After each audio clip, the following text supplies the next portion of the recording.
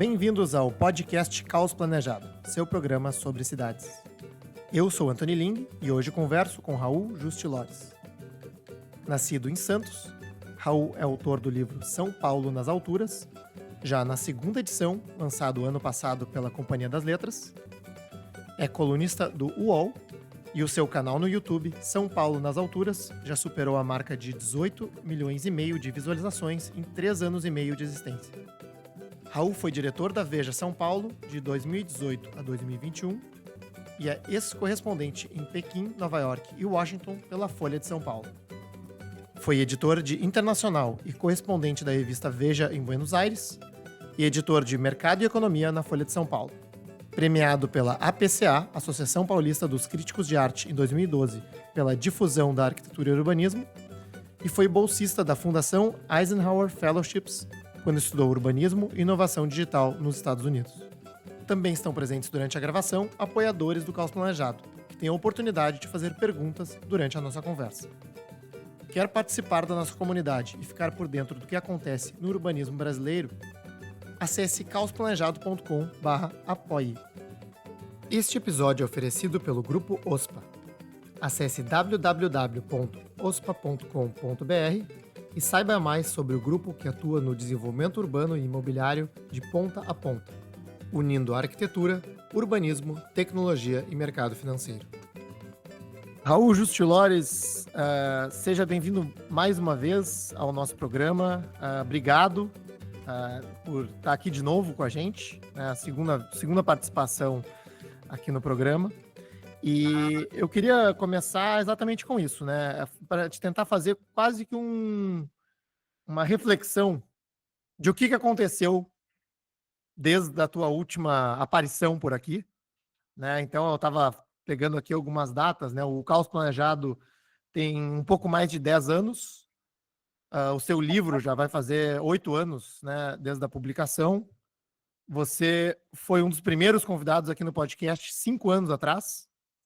E tem o canal do YouTube, São Paulo nas Alturas, faz mais ou menos 3 anos. Né? E meio, isso. 3 anos e meio. Então, nós dois, de alguma forma, trabalhamos com o debate urbanístico no Brasil, né? De alguma forma, tentando incentivar ou provocar algumas reflexões. O que tu acha que mudou, né? Para melhor, para pior? Como é que você vê a evolução desse debate urbanístico ao longo desses anos? Olha, Antony, antes de mais nada, super obrigado pelo convite. Parabéns. Você já assistia ao crescimento do Caos Planejado. Eu acho que esse crescimento tem a ver com o que melhorou, respondendo a tua pergunta. Acho que mais gente está interessada.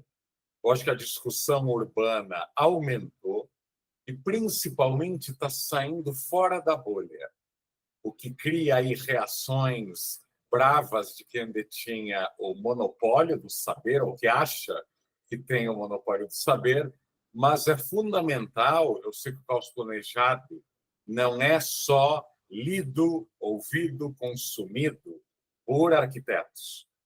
Né? Tem mercado imobiliário, tem loteador, tem político, né? Tem jornalista assistindo. Eu acho que essa é uma mudança tectônica, porque foram décadas, eu diria até antes de Brasília, que parece que a arquitetura e o urbanismo eram aí uma exclusividade, e esses erros, a gente tem que lembrar dos erros dos especialistas das últimas décadas, ou eram meio que escondidos, ou havia quase aí um deboche de quem ousasse criticar os erros de Brasília, os erros da cidade universitária, da USP, do Minha Casa Minha Vida, dos planos diretores e etc. Há pouquíssima autocrítica nessa área, e é sempre bom lembrar, a economia atinge todo mundo e seria impensável que empresários, que sindicalistas, que trabalhadores ou que investidores fossem silenciados porque não são economistas ou porque não estão no Ministério da Fazenda. E no debate de cidades, ainda parece que todos os usuários e habitantes e cidadãos são coadjuvantes aí sem direito a voz e voto. Então, acho que é uma mudança, mas ainda é uma mudança pequena, porque é bom aí recordar, né? Quando você começou, a última vez que eu falei contigo, a mídia já falava pouco de cidades. E nesses 5 anos que você falou do podcast, eu diria que encolheu. Os grandes jornais do Brasil, o Caderno de Cidades, aliás, nem é mais caderno, tem 2 ou 3 repórteres com menos de 25 anos, que não tem aí nem a história, nem os contatos, nem a leitura, nem a agenda, para fugir do factual. Né? TV, redes sociais e afins cobrem muito pouco. E como o Brasil está numa crise, aliás, eu acho que eu já estou indo para a 4ª década perdida aí do Brasil, nos meus anos de vida, a gente só fala de Brasília. A gente só fala do que acontece no macro, no nacional, e há pouquíssimo interesse na esquina. Ou seja, aquilo que o Ulisses Guimarães dizia, que o Franco Montoro dizia, né, a política é o local, está cada vez mais distante. Tu comentou do mercado imobiliário, né? Um dos temas do teu livro é, digamos assim, a relação positiva na época, né, dos anos 50 e 60 em São Paulo entre incorporadores e arquitetos, né, criando alguns ícones na cidade de São Paulo. E a gente teve, depois disso, um certo vácuo, né, e edifícios gradualmente piorando, inclusive, a sua relação com a cidade, né, se isolando do ambiente urbano. E a gente, pelo menos acompanhando isso de Porto Alegre, né, com algumas visitas a São Paulo e acompanhando a evolução disso por aí, me parece que isso tem mudado na cidade de alguns tempos para cá, que me parece ser uma evolução positiva, né? Eu acho que não sei se o próprio plano diretor de 2014, né, incentivou mudanças positivas nesse sentido, mas eu queria te ouvir, né, para saber se, né, sei lá, daqui a 50 anos a gente vai ter uma edição de São Paulo nas alturas falando sobre os anos 2020, 2030, né, ou algo do gênero. Olha, Anthony, eu acho que melhorou muito o discurso, melhorou muito a consciência, mas a prática e os resultados são minúsculos. Assim, quando a gente pega cidades ricas do Brasil, onde o metro quadrado é valorizado, então, em tese, há dinheiro para se investir num bom projeto de arquitetura, para se ter paisagismo e um longo etc. São Paulo, Porto Alegre, Curitiba, Balneário Camboriú, Floripa, assim, de forma conservadora, 90% do que se produz é lixo. E é lixo não só em relação com a cidade ou só com a estética, é lixo com a construção. Né? O prédio é entregue e já tem 1 milhão de problemas porque foi muito mal construído. Nós não estamos preparados para o calor extremo, nem para a chuva, menos ainda para o frio, naqueles 3 dias que ainda tem frio por ano no Brasil, não temos vedação, não temos revestimentos bons. Eu acho dramático. Eu acho que o mercado imobiliário se apropriou de alguns termos, gentileza urbana, fachada ativa, paisagismo, até quando colocam 3 palmeiras na frente, aquilo virou paisagismo. Mas eu acho que quando a gente conversou e quando eu lancei a primeira edição do meu livro, a gente falava da Ideias Argos aqui em São Paulo e de algumas Zarvinhos pelo Brasil, né? A Casa Mirador em BH, a Smart em Porto Alegre, assim, poucas, assim, realmente poucas. Eu não citaria 10 incorporadoras realmente comprometidas com a arquitetura e urbanismo do Brasil. Não aumentou muito. Em 8 anos, quase 8 anos. E, de novo, não tem a ver com dinheiro, porque eu acabei de voltar da Cidade do México, eu fiz uma série de vídeos na Cidade do México, no meu canal no YouTube, e Um bairro lá tem mais prédios contemporâneos de qualidade que São Paulo inteira. Aliás, no livro, muita gente destaca, né, no São Paulo nas Alturas, a figura do arquiteto incorporador, né? Como se amanhã o Anthony Ling falasse: vou criar minha incorporadora, não vou dar explicação a um incorporador não muito sofisticado e vou fazer os melhores prédios que eu consigo. No Brasil, isso é quase impossível de se achar. Acho assim, cada cidade grande tem uns 3 tentando fazer isso. Na Cidade do México, eu conheci o Javier Sánchez, e só em Condessa ele já incorporou 40 prédios de concreto aparente. Eu estava conversando com alguns arquitetos que foram lá dar uma palestra no México agora, do FGMF, e eles foram chocados. Como assim? Prédio de concreto aparente, incorporado por arquiteto, em bairro caro, vendeu. Não é assim, um prédio público que alguém empurrou, ganhou um concurso. Não, é vendável.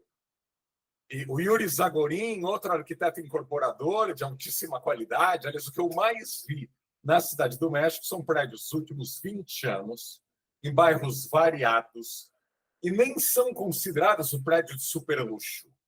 Eu sei que em Curitiba e Porto Alegre, agora há uma tendência.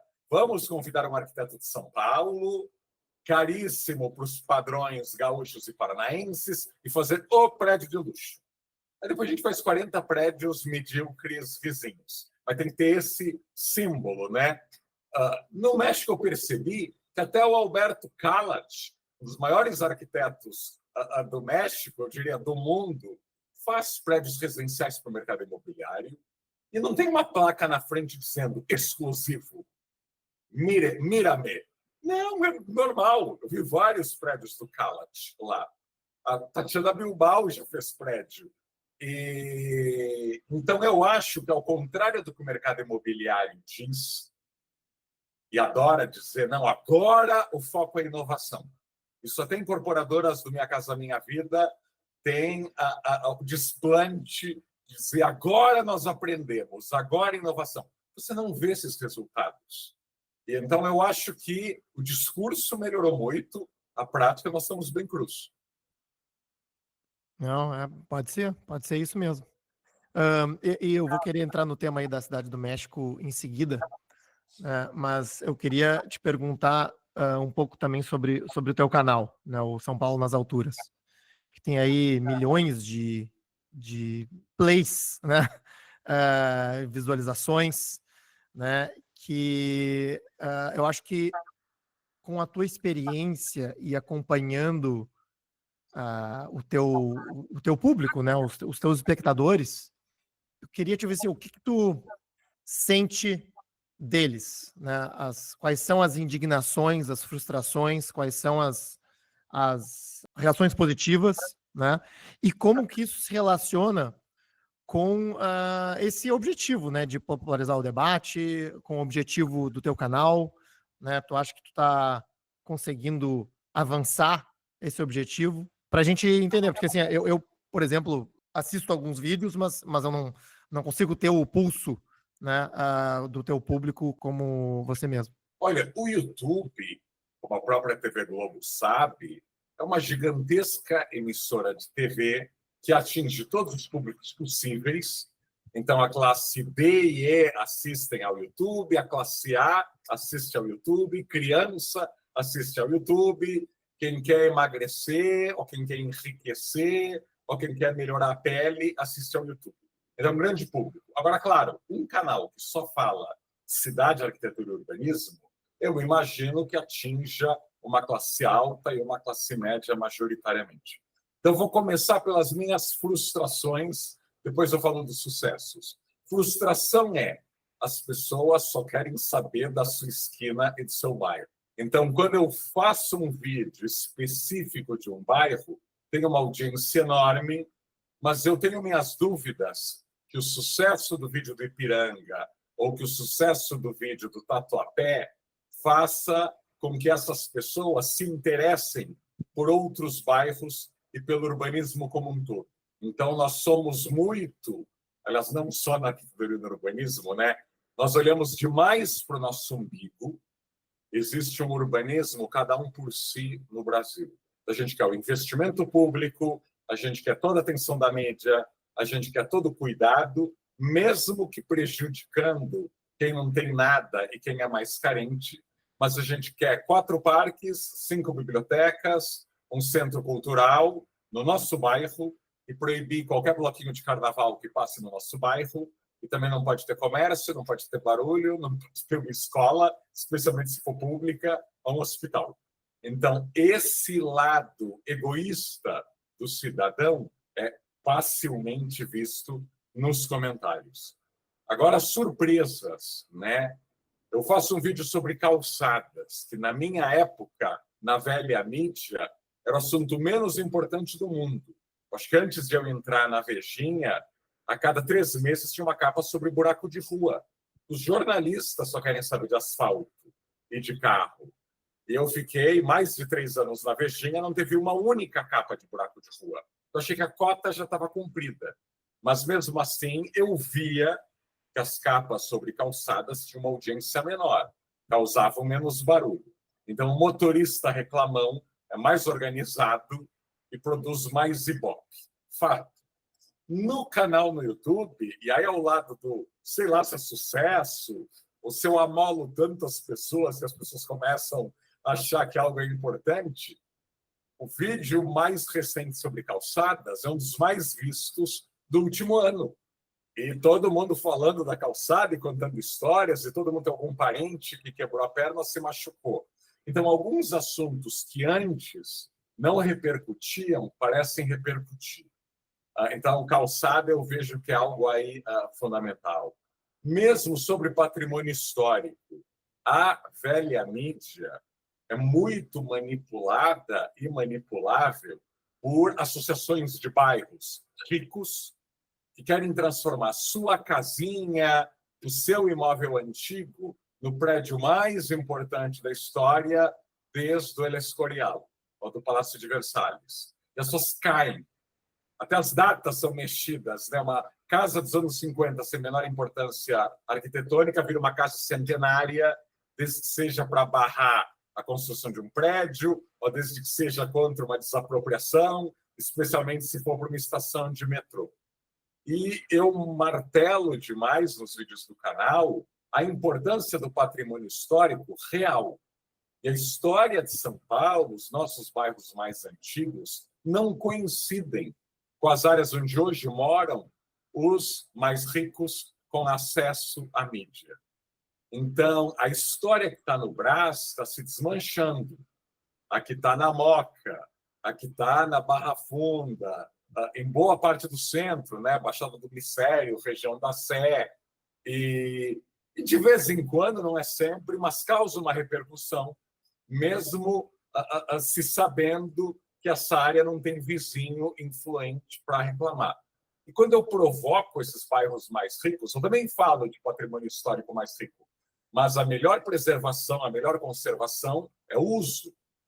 Então, não adianta chorar pelo Ramos de Azevedo e lutar para que o antigo asilo dos expostos lá no Pacaembu, onde havia uma FEBEM até 96, esteja vazio, sem uso, pertence a uma fundação da Faculdade de Medicina e os vizinhos não querem e impediram de todas as formas a venda para a FAP, a venda para o Colégio Rio Branco, ou qualquer uso, que eles não querem trânsito. Então, bairros onde os moradores têm 3 ou 4 carros na garagem e, por decisão deles, é proibido ter salão de beleza, café, padaria, e eles usam carro para tudo, mas eles não querem trânsito de pais deixando as crianças na escola. Então, acho que o canal ele mexe com coisas que tanto a mídia progressista quanto a extrema-direita brasileira não se importam, porque é bom lembrar, né? A mídia progressista tem diversos tabus, ela não critica o Minha Casa Minha Vida, citando nomes de empreiteiras amigas, e a nossa extrema-direita ama Orlando, Dubai, condomínio fechado, e acha que isso é liberdade. Ainda que ela recorra ao Estado para proibir a liberdade alheia de abrir um café na sua esquina. Então, como é difícil hoje na política ser de centro, também é difícil falar de urbanismo sem achar que o Jardim Europa é incrível, mas também sem achar as hipocrisias de muitos urbanistas políticos. Raul, tu comentou aí, né, de uma influência de muitas vezes bairros de elite da cidade sobre a mídia, né, alguns tabus da mídia em criticar incorporadoras, algumas iniciativas, né? E aí eu acho que um dos assuntos para a gente aqui, né, como produtores de conteúdo, é a questão de independência e sustentabilidade das nossas plataformas, né? Porque eu acho que ambos são desafios e ambos muitas vezes andam em vetores contrários, né? Ou seja, queremos manter a independência e queremos, às vezes, apoio, né, de, enfim, instituições que podem ajudar a sustentar a plataforma e que mantenham a nossa independência editorial, né, que pode não acontecer com alguns veículos tradicionais. Como que você tem administrado esse equilíbrio no seu canal, né? E até por curiosidade, assim, como é que tá, né? Como é que tem sido, né? Tem sido um sucesso, né? É um projeto que tá crescendo, né? Queria te ouvir sobre isso também. Olha, aí resposta de sofredor, produtor de conteúdo, para outro produtor de conteúdo. Não é fácil se você for crítico e quiser ser independente. Se eu ficasse fazendo visitas a decorados e a estandes de lançamentos, eu estaria rico. Se eu elogiasse prédios que não têm a menor qualidade, porque as incorporadoras só querem vender apartamento, até as que dizem quererem aí gentileza urbana, eu também estaria com certeza mais rico. Agora, assim, os departamentos de marketing já sabem que eu não topo, que eu não sou manipulável. Eu já disse não a várias incorporadoras que quiseram patrocinar o canal. E a minha resposta é, olha, que o que vocês produzem não tem nada a ver com o que eu advogo. Eu não quero esse tipo de contaminação, mesmo sabendo que essas incorporadoras, se anunciassem no canal, não teriam o menor poder no conteúdo no meu texto. Mas eu evito, né? Nisso eu sou purista, porque eu sou um jornalista de uma época que a mídia era muito mais independente do que hoje. Você não tinha veículos de economia que pertencem a bancos, que não faz o menor sentido. E hoje quase todos os veículos de economia do Brasil pertencem a bancos. Então, quando eu trabalhei na falecida Editora Abril, imagina, meu primeiro emprego foi na Quatro Rodas, e eu lembro de fazer uma reportagem crítica à Volkswagen e uma crítica à GM, e pediram a minha cabeça, e o falecido Roberto Tivita não só atendeu esses telefonemas, como me ligou, eu que tinha, sei lá, 20 e pouquíssimos anos, aliás, eu tinha 20 para 21, e falou, fica tranquilo, porque comigo eles não gritam. Eu aprendi isso cedo, era o meu primeiro emprego na Editora Abril. Ele falou, comigo eles não gritam. Eles não te ameaçavam de gritar, e comigo não, olha, veja bem, etc. E hoje eu acho que seria muito mais difícil isso acontecer. Agora, tentando responder a tua pergunta, porque eu estou longe de ser um influenciador rico, de novo, eu não ensino como emagrecer, eu sou magro de ruindade, eu não ensino a ficar rico, até porque eu não tenho esse interesse, e nem ensino a me maquiar por razões óbvias. Mas eu sou convidado a dar muitas palestras, então eu diria que parte do dinheiro das palestras ajuda a financiar o canal, e felizmente o canal virou algo nacional. Apesar do nome São Paulo nas Alturas, só 1/3 da audiência é daqui da cidade. Então, 2/3 são de fora de São Paulo. E eu acho que o paulistano se surpreende o quanto a cidade é vista como modelo, como benchmark, até como turismo pelo resto do Brasil. Eu sei que o carioca acha que é a única cidade que conta no Brasil, Mas São Paulo, para quem está no varejo, no mercado imobiliário, para quem gosta de teatro, de musical, eventos mil, Fórmula 1 e um longo, etc., São Paulo virou essa referência. Eu já fui dar palestra em Sinop, é bastante difícil imaginar algo em comum entre Sinop e São Paulo, mas Sinop olha para São Paulo. Eu já dei palestra em Manaus, em João Pessoa, várias vezes em Minas, Recife. Então, isso ajuda as finanças do canal. Há um grupo cada vez maior de paulistanos que não tem nada a ver com o mercado imobiliário e que se ressentem das oportunidades desperdiçadas ou do desleixo do que foi construído na Avenida Rebouças, ou em Pinheiros, ou na Vila Mariana, ou no Baixo Augusta, aliás, assuntos dos meus vídeos, e que doam e que patrocinam séries no exterior. Então, as séries do México, Lisboa e Buenos Aires foram patrocinadas por amigos do canal, não foram nem pessoas jurídicas. Não foi a Mastercard me mandando para Nova York, me mandando para Londres. Então, é um grupo grande. Isso me dá ainda mais independência. Então, não é gente da construção civil, não é gente do mercado imobiliário, são empresários, tem gente de finanças, tem gente das áreas mais variadas apoiando o canal. Mas estou sempre inventando novas maneiras de monetizar. E agora, você falou dos números, né? O canal, no início, ele era muito irregular. Então, quando eu falava de favela ou quando eu falava de espaço público, a audiência era minúscula. Quando eu falava de bairros ou muito ricos ou de estádios de futebol, a audiência era imensa. Então, Itaquera, Morumbi, audiência garantida.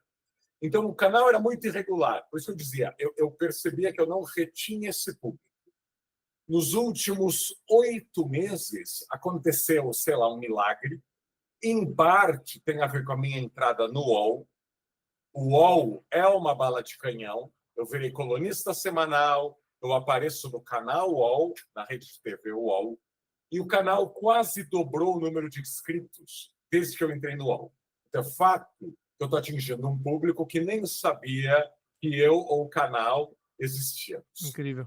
E agora é uma audiência muito mais regular. Por isso que eu falei, agora até temas pouco sexy tem audiência.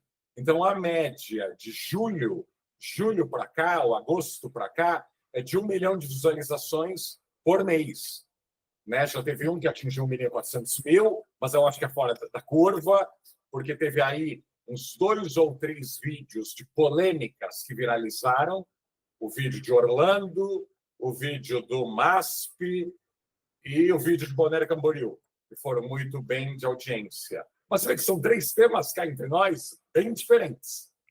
Falar do museu que não tem espaço para crianças e que não tem área educativa, mas dos arquitetos supostamente progressistas só querem debater o prédio, que foi feito sem concurso, até porque museu com ingresso a R$ 70 não sensibiliza o nosso progressismo. E de Orlando e Balneário, ambos vídeos meio que chocaram as expectativas. Né? Balneário, eu destaco o urbanismo de Balneário, porque eu acho que a vida não é só estética, não é só arquitetura. E Orlando, porque ainda, como Lisboa, é o sonho aspiracional de muitos brasileiros, mas é uma anti-Lisboa. A série de Lisboa também teve uma audiência enorme. E eu torço que o México, que é muito mais fora do radar do que essas cidades que eu já retratei no canal, também tenha uma audiência maior, ainda está engrenando, porque é bom a gente aprender com países e com sociedades muito parecidas a nós, inclusive nos problemas e nos obstáculos. É fácil se deslumbrar com Tóquio ou com Madrid, mas a gente também tem que conhecer as cidades cheias de problemas como as nossas. Não, perfeito. E muito legal saber dessa evolução do teu canal, né? É incrível essa informação do UOL também, né? E que bom, de certa forma, né? Que está atingindo assim, esse público imenso que talvez não refletisse sobre arquitetura e urbanismo antes. Mas, assim, Raul, entrando um pouco mais a fundo nesse tema dos últimos meses, né, você claramente, né, tem opiniões pessoais fortes, né, e tem sido crítico de muitos arquitetos, né, que gerou aí algumas, vou chamar aqui de polêmicas, tá, online. Ok? E eu digo assim, e eu acompanhei essas polêmicas, né? Eu acompanhei essas polêmicas como um produtor de conteúdo e como um arquiteto, né? Porque eu me formei em arquitetura. E você trabalhou com Isaiah Feinfeld, vamos lembrar, né? Também. O Isaiah também é polêmico. E aí, assim, eu vou tentar aqui passar a minha interpretação das polêmicas, né? E muitas vezes você critica, digamos assim, um resultado final produzido com uma mira no arquiteto, né? Mas, enfim, como arquiteto, né, tendo participado aí de algumas obras, a gente sabe que o resultado final parte de uma série de condicionantes, né, do cliente, das restrições financeiras, legislativas, às vezes até geográficas, né? E o arquiteto, dentro da sua capacidade, né? Claro, tem alguns mais ou menos capazes, né? Fazem o que podem, né? Evidentemente que nem sempre isso pode ser digamos assim, uma desculpa, né? Que responde todos os problemas de uma obra, mas às vezes é difícil saber, olhando de fora, o quanto cada fator desses influenciou no resultado final de uma obra, né? Enfim, né, eu queria ouvir a tua manifestação, né? Entrar um pouco mais a fundo nessas polêmicas que surgiram nos últimos meses, não para defender os arquitetos, né? Mas para eu entender o teu ponto de vista também, né? Em relação às críticas. Eu vou fazer um paralelo antes. Quando eu critico o Ricardo Nunes, o Tarcísio, as obras placebo no centro, o que fizeram com o Museu da Casa Brasileira, não causa polêmica, porque o normal, especialmente entre arquitetos e urbanistas, é criticar governos de direita. Quando eu ouso criticar o Eduardo Paes, o Quaquá, o Minha Casa Minha Vida, o Ministério das Cidades do Lula, é um escândalo. Como você ousa? As pessoas acabam só lembrando da polêmica de quando eu critico os papas, né, da defesa do urbanismo do PT. Aliás, eu queria ver um exemplo aí de grande manifestação do PT em arquitetura e urbanismo, como a Bahia, por exemplo, né? Eles estão no poder há 18 anos e fizeram até hospital com cara de castelinho do Harry Potter. Mas isso não é polêmico. Eu já critiquei incorporadoras, critiquei legislação, plano diretor, etc. Os arquitetos, tadinhos, são café com leite, a gente não pode criticar. Então, eu fiz um texto no UOL, um dos textos mais lidos do UOL, sobre o Jardim das Perdizes, onde eu critico com nome a Tecnisa, o terreno comprado que era da Vivo, a antiga Telesp, critico a clientela que está vivendo naquele bunker. Aliás, como boa parte dos bairros planejados do Brasil, não precisa ter muro ou cancela. É desenhado para que ninguém de fora entre, né? Há uma espécie de raio laser invisível para afastar forasteiros.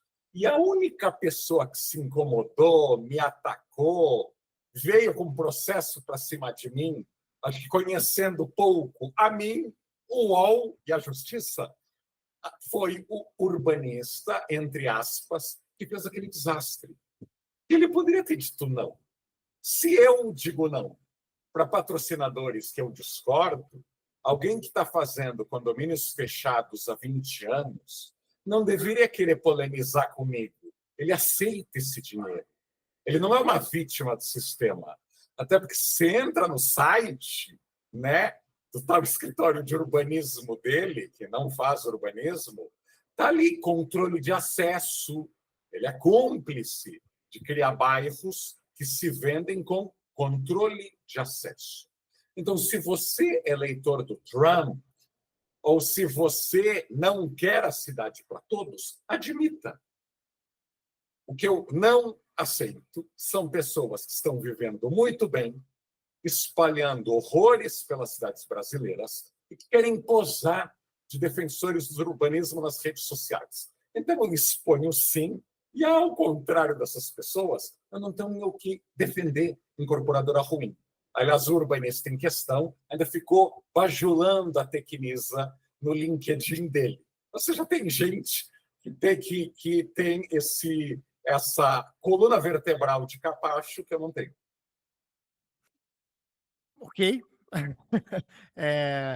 Acho que é um comentário justo, né? E, assim, o que eu posso, como produtor de conteúdo, valorizar nisso é realmente pelo menos a minha percepção de independência na crítica, né? Então, independente, né? Acho que tem outros arquitetos que seguem aqui o Caos Planejado, que seguem o próprio São Paulo nas Alturas, né?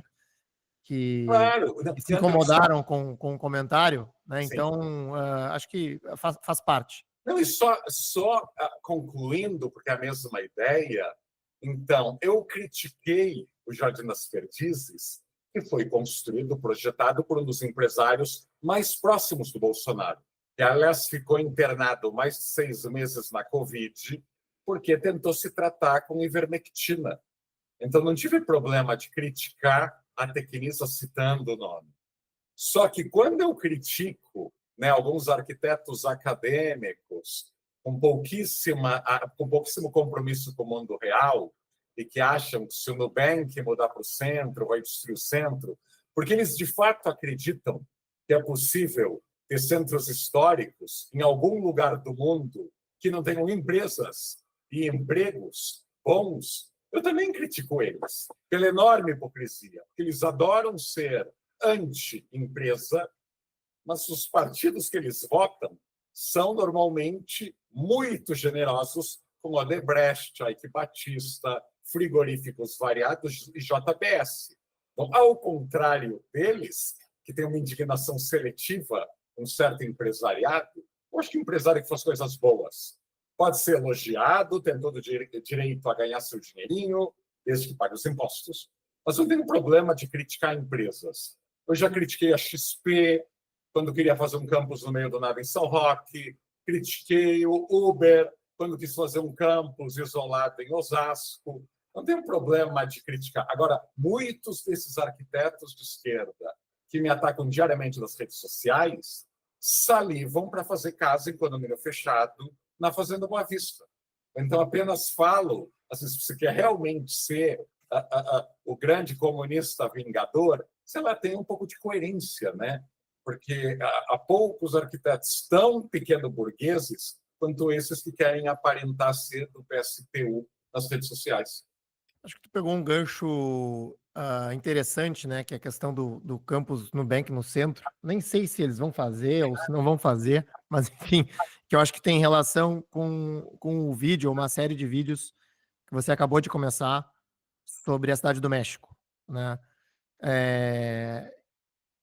Eu queria ouvir sobre esse case, né? Claro que tem um vídeo falando sobre isso, né? Mas aproveitar esse gancho para falar sobre esse case e também te perguntar sobre o porquê da Cidade do México, né? Assim, eu particularmente, né? E conversando aí aqui com apoiadores do Caos Planejado antes de começar o episódio, né? A gente vê essa importância de aproximar exemplos latino-americanos do debate, né? E não falar só sobre Copenhague, Nova York, Tóquio, né? Que são de realidades mais distantes, como bons exemplos para a gente seguir. Então, vamos ouvir um pouco sobre isso. Claro. Olha, Copenhague é sempre importante sublinhar que ela é muito menor que Campinas, né? Ela é muito menor que Porto Alegre. Então, eu adoro Copenhague. Eu acho que Copenhague deveria inspirar Ribeirão Preto, deveria inspirar Joinville, Nós temos um monte de cidades médias no Brasil crescendo, sem transporte público, sem moradia popular, se favelizando, né? Basicamente divididas entre shopping, crescimento horizontal espraiado e trânsito. Então, a gente pode usar Copenhague. Agora, quando eu falo de Buenos Aires, a cidade do México, eu estou falando de cidades desiguais. No caso de Buenos Aires, empobrecida. No caso da cidade do México, ainda que tenha crescido nos últimos anos, ainda é uma cidade como as cidades brasileiras, é uma metrópole imensa e que teve terremotos e que é mais antiga. Qualquer obra pública lá, você usa a pá e você acha aí uma ruína numa escavação de pirâmide, né, mexica. Então, a cidade do México tem mais motivos para ser paralisada do que São Paulo. E, no entanto, ela tem se transformado numa velocidade gigantesca. Quando eu comecei para a cidade do México, em 99, 2000, ou seja, já 25 anos, eu dizia que a cidade do México era uma São Paulo piorada. E hoje é uma enorme inversão. Assim, nós perdemos o bonde em vários sentidos, né? Não só como país, mas no urbanismo. Então é importante. E eu acho que o nosso isolamento, somos um país monoglota, geograficamente longe dos grandes centros, de uma elite dirigente, política, cultural, econômica, que lê tão pouco. A gente se expõe pouco a bons exemplos pelo mundo, ao que está acontecendo. E as cidades aprendem umas das outras. Então, nós temos essa obrigação. Imagina que o Jaime Lerner, né, na Curitiba dos anos 70 e 80, muitas das inovações dele foram copiadas primeiro no exterior do que no Brasil. E até hoje eu vejo urbanistas que são poços de ressentimento tentando menosprezar o Jaime Lerner. Só que aí, quando eles estão no poder, é laboratório, diagnóstico, observatório, grandes documentos, mas não conseguem tirar nada do papel. Povo muito ruim de prática. E o Lerner fez muita coisa na prática, inclusive contra a corrente.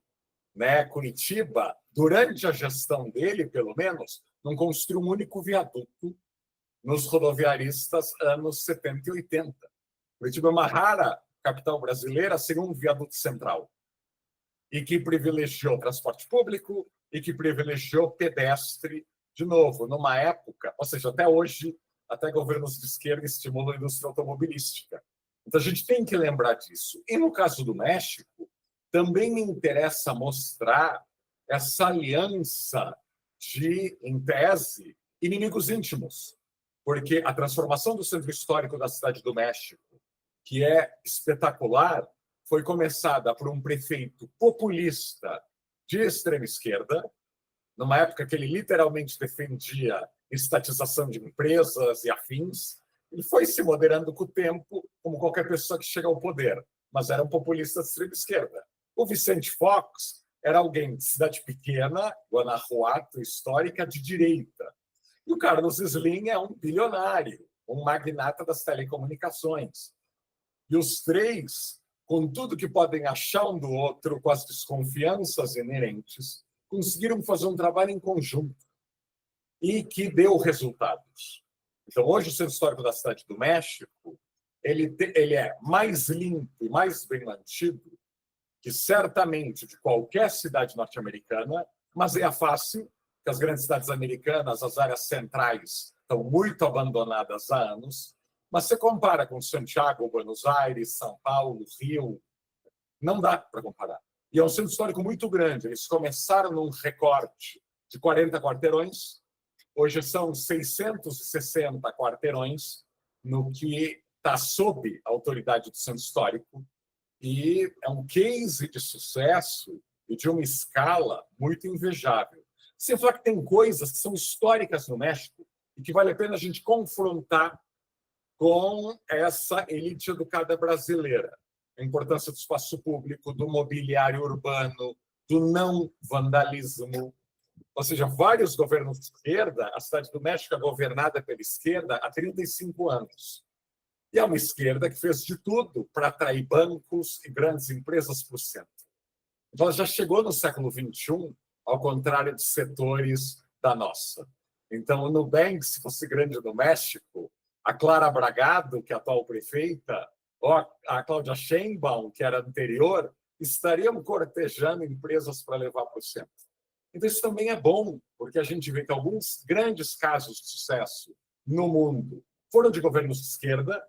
Eu já mostrei no meu canal tanto Lisboa quanto Cidade do México, como Buenos Aires e Madrid, que são governadas pela direita há muitos anos, também são casos de sucesso.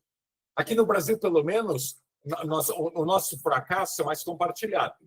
Nós temos o Casa Brasileira do Bolsonaro, que foi um desastre, e temos o Minha Casa Minha Vida do PT.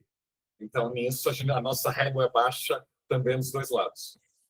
Uma pena. E isso me leva aqui também, enfim, agora já uma reflexão de percepção mesmo, porque eu estive em São Paulo essa semana, no início dessa semana. Fazia tempo que eu não ia para São Paulo. Poxa. E como alguém vindo de Porto Alegre, né, e que morou em São Paulo entre 2011 e 2016, a cidade, principalmente na questão de mobilidade, me pareceu quase inviável, né? Assim, o transporte na cidade, né? A gente sabe que a velocidade do trânsito não é necessariamente uma medida de acessibilidade, mas assim, as ruas estão tomadas por carros num grau que a velocidade do trânsito é a velocidade de uma pessoa caminhando a pé. E eu estive no centro também, e o centro, apesar dos programas com o intuito, né, de requalificar o centro, não parecem ter alguma mudança significativa, né? Enfim, como é que tu tem avaliado a vida em São Paulo e o urbanismo em São Paulo, né? Porque, evidentemente, né, numa passagem rápida pela cidade, a minha observação pode ser enviesada. Olha, o trânsito piorou muito nas áreas onde ainda tem muito emprego, onde ainda tem muita atividade econômica, e o trabalho remoto não se estendeu como alguns futurólogos de Araque previam em 2020. Eu lembro de participar de um Zoom em 2020 de uma empresa riquíssima, né? E aí botaram essas futurólogas que faturam muito, e ela dizia que ela estava em Estocolmo, e que meio que no futuro todo mundo ia estar na Escandinávia.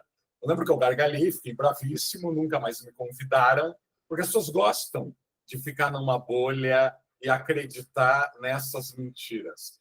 Então, o nosso uso do solo, ele cria essa cidade com o trânsito péssimo. A Faria Lima, o Itaim, a Marginal Pinheiros, tem um trânsito péssimo, porque está quase tudo lá. Então, eu sempre falo, a mobilidade não é só o carro e nem só o metrô, a bicicleta. As viagens são curtas ou são muito longas? Quantas viagens por dia você pode fazer sem o carro? E uma parte considerável das maiores empresas do Brasil, os funcionários têm que pegar carro para almoçar, carro para chegar, carro para ir embora, carro para fazer qualquer reunião fora da sede. Então, quem está se instalando hoje na Chucri Zaidan vai falar hipocritamente que daqui a 20 anos vai ser um bairro. Talvez não. A Berrini está sendo verticalizada há 40 anos e não virou um bairro. E todo mundo depende do carro. Por que com a Chucri Zaidan vai ser diferente? Então, o mercado imobiliário e o poder público que permitiu isso, e as empresas que estão indo para lá, têm que compartilhar essa responsabilidade. O que eu escuto de empresa ESG, que vai para um lugar, estacionamento de 2.000 lugares, tem que ter ônibus fretado para os funcionários mais pobrinhos irem até a estação de trem ou de metrô, porque não dá para ir a pé. Então, assim, a pachorra de falar que cuidam do meio ambiente. E não é assunto.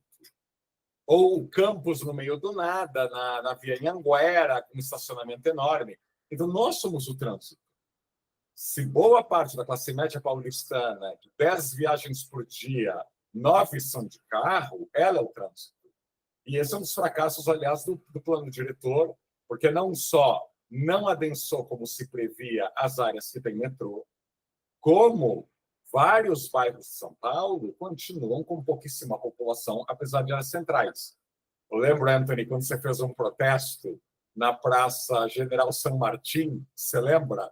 Eu acho que eu ainda estava na Folha e eu até escrevi sobre isso. Sim.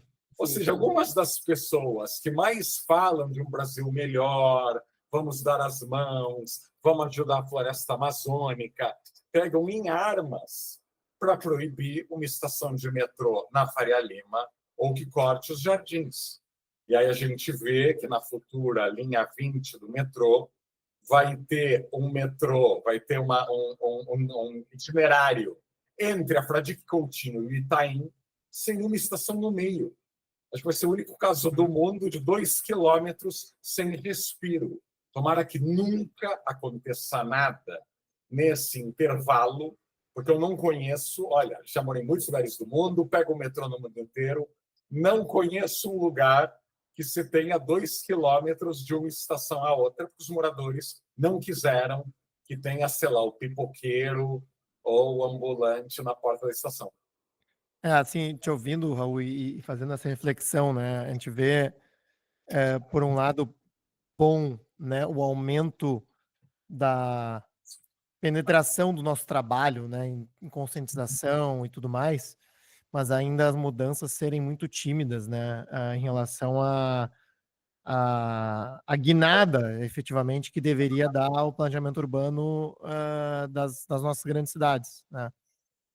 Uma cena, para mim, muito marcante foi quando eu estava saindo de São Paulo agora e o avião sobrevoou a Billings e toda aquela ocupação urbana ao redor da represa, né?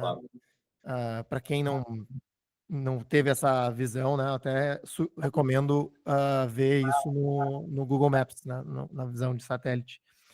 E é uma cena assim que aquilo é São Paulo, na verdade, né?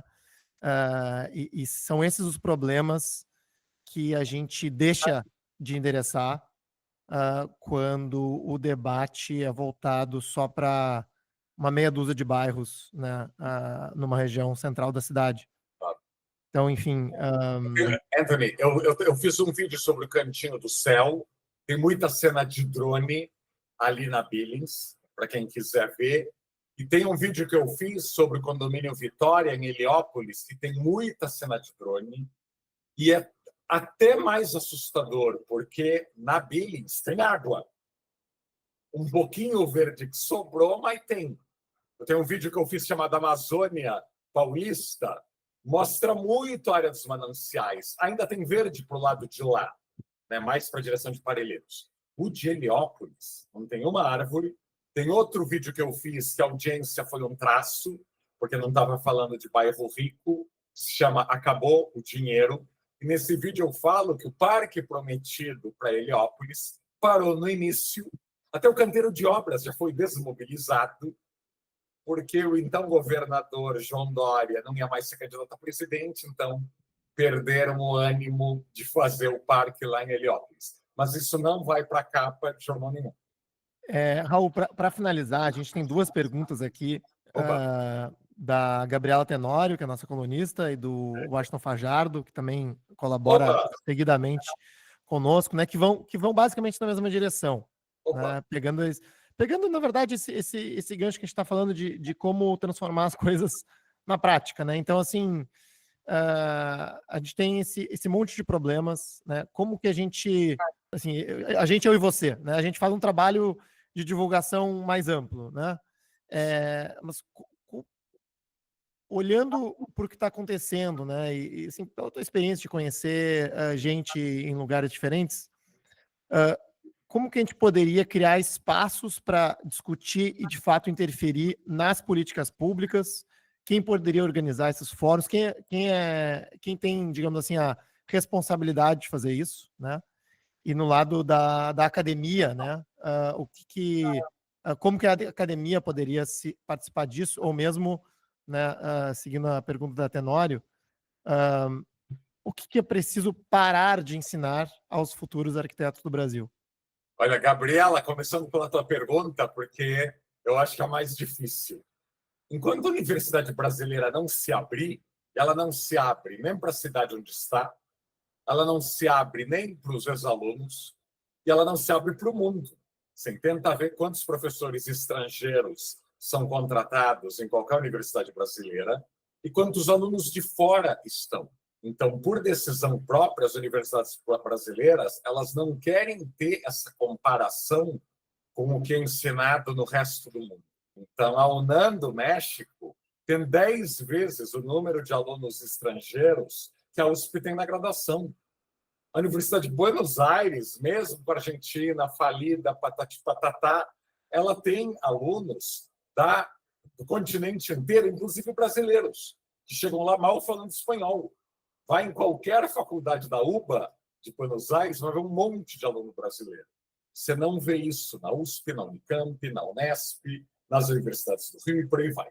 Então, nós somos uma universidade fechada, né? Eu conto lá no meu livro que a Lina Bobardi tentou por mais de 2 anos virar professora da USP, foi rejeitada e não mudou muito. Imagino hoje uma Lina estrangeira vindo do México, vindo de Portugal e tentando ser contratada pela USP. Seria bem difícil. Então, a primeira coisa é abrir a cabeça.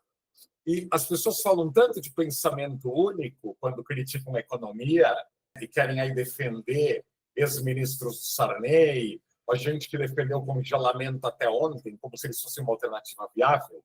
Mas onde tem um pensamento muito único é nas faculdades de arquitetura e urbanismo. As pessoas continuam repetindo o mesmo que foi feito nos últimos planos diretores em São Paulo, as pessoas continuam a pisar em ovos para falar do plano piloto de Brasília, as pessoas continuam pisando em ovos para falar do Minha Casa Minha Vida. Então, há um pensamento único e há de quem ousar em criticar o que a elite da arquitetura e urbanismo fala e acha sobre o IFAM. Agora, ok, até o Lula criticou o IFAM, acho que está liberado, mas até recentemente você não podia criticar nada que fosse controlado aí pelos saberes das universidades. E a pergunta do Washington, eu já esqueci. Sobre como, digamos, quem teria o papel, né, ou como que a gente organizaria uma tradução, né, de muita coisa que a gente discute nas plataformas em política pública, né? Porque, assim, talvez nos dois casos, né, tanto o Caos Planejado quanto no São Paulo nas Alturas, a gente está falando para uma audiência difusa, né? E às vezes até entram em contato conosco aqui no Caos Planejado, vocês queriam participar de um processo de elaboração de... E olha, a gente é uma plataforma de conteúdo, né? A gente não é um think tank ou uma consultoria ou algum especialista que vai entrar dentro de uma prefeitura, de um projeto, né? Para discutir temas de uma forma mais concreta, né? Tu vê, assim, alguma instituição, algum formato que facilitaria esse processo? Olha, Washington sempre com as perguntas difíceis. Olha, eu tenho uma sorte, e aí vou compartilhar essa sorte para mostrar como é difícil de responder. Na eleição passada aqui para a prefeitura, eu fui procurado e jantei com o Guilherme Boulos, eu almocei e jantei com a Tabata, eu encontrei o prefeito Ricardo Nunes, vários candidatos a vereador, vários membros, né, das comissões que organizavam o programa de campanha. Os únicos que não me procuraram foi o Pablo Marçal e o Datena, que eu também sou sortudo de vez em quando, mas, ou seja, eu já tenho essa disposição e também já chego a essas pessoas. Agora, o difícil não é chegar nos candidatos, é que hoje a quantidade de atores que influi no desenho da cidade. Então, eu ainda sinto muita dificuldade, por exemplo, que o Poder Judiciário, que o Ministério Público, estude arquitetura e urbanismo. O Ministério Público, principalmente, é muito, muito urbanista, na verdade. Né? Muito, ele tem mais poder que o urbanismo, mas ele encampa bandeiras de ricos bem relacionados de forma acrítica. São Paulo tem 1000 casos assim. Então, Poder Judiciário, órgãos de controle, a nossa mídia é profundamente inculta nessa área. Ou seja, se o jornalista brasileiro médio não entende nada de economia, imagina de urbanismo e arquitetura. A gente ainda está na caderneta de poupança no urbanismo, na mídia. A gente acha que botando ali o dinheirinho vai ser um milagre. E uma boa parte da nossa imprensa, não é só o João Dória, que acha Orlando e Dubai incríveis. Então, eu acho muito difícil aumentar, enquanto a gente não tiver certos atores ainda muito arredios ao nosso papo. É bom, no início dos anos 60, eu conto isso no meu livro, uma turma, Rino Leve, Eduardo Nisi de Mello e outros do IAB de São Paulo, cavaram programas, arquitetos na TV, para falar de arquitetura. Não sei se falavam bem, não sei se usavam muito jargão ou não. A gente sabe que tanto a Tupi quanto a Excelsior sofreram aí incêndios destruidores, então não há vídeos disso, mas era uma tentativa, que eu não vejo hoje em dia. Os arquitetos mais famosos do Brasil, tanto os mortos quanto os vivos, quase se negam a falar de arquitetura e urbanismo. Querem falar de política, de economia, do neoliberalismo, de música, da obra que eles acabaram de fazer numa praia deserta. Então, esse é um grande problema. Muitos arquitetos não querem que pessoas de fora deem opinião.